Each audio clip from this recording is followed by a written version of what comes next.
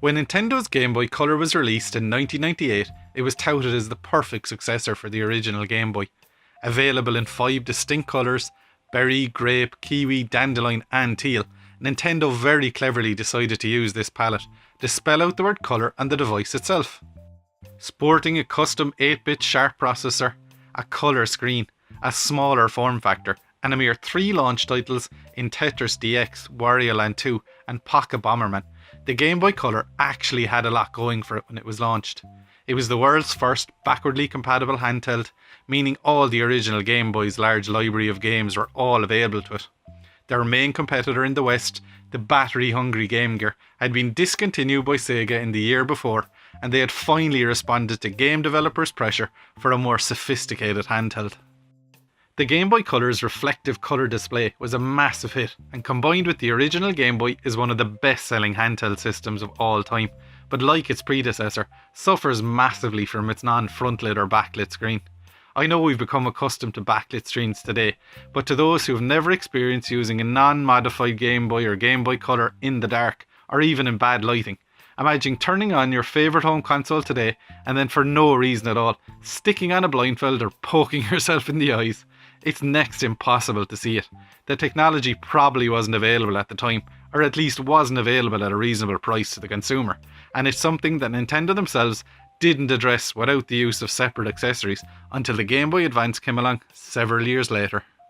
These days you have many options to play your Game Boy and Game Boy Color games on the go, but surprisingly one of the cheapest and arguably better ways to stay true to holding original style hardware in your hands is from a Chinese manufacturer, Feng, and their GameBoy Color.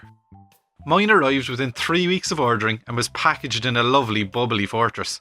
The box was much tackier in real life than I'd anticipated, and as well as displaying the 6 available colours, solid yellow, green and blue, and crystal green, blue and purple, it also has some fabulous English in the back that tells us new front light screen, much more better. When you've removed it from its box and plastic baggie, the first thing that immediately strikes you is the build quality. Even though it's ever so slightly bigger than an actual Game Boy Color, it's a pretty solid design, and it should be, as it's as close an imitation to the Game Boy as could possibly be imagined, the buttons being the obvious difference when the handheld is still in an off state. 2 AA batteries are required to power it on, and it even comes with 188 games built in, but of these only 66 are different before they begin repeating themselves.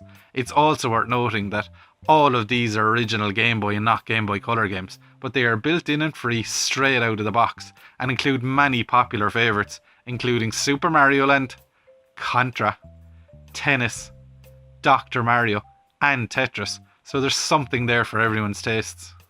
Where it excels above the Game Boy Color is in its fabulous screen, and it really does make a difference. Original Game Boy games get lit up like they do in the Super Game Boy with a nice extra colour palette, and Game Boy Color games look crisp and vibrant. I cannot praise enough the difference a backlit screen makes to the Game Boy and Game Boy Color experience. You no longer need to shift your position and end up losing lives unnecessarily because of bad lighting. Now you've no excuse. If you're bad at a game, it's just because you suck. The GameBoy Color took absolutely everything I threw at it, cleverly detecting if a cart had been inserted and overriding the built-in games to load the physical game instead. Game Boy and Color games from all regions, bootlegs and multicarts, and even prototypes loaded up first time every time.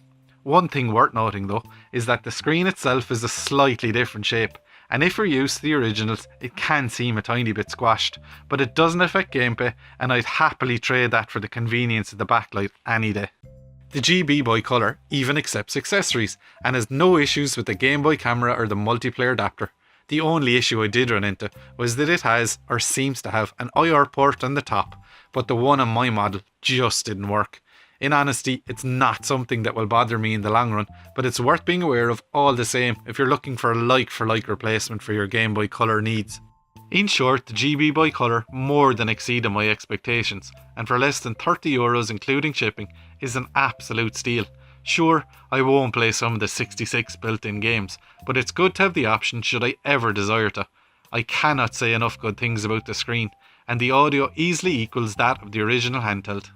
People have been eagerly awaiting the hopeful re-release of the Game Boy in some form, like the NES and SNES classics that came out recently, and Nintendo could do a lot worse than imitating Kong Feng's efforts.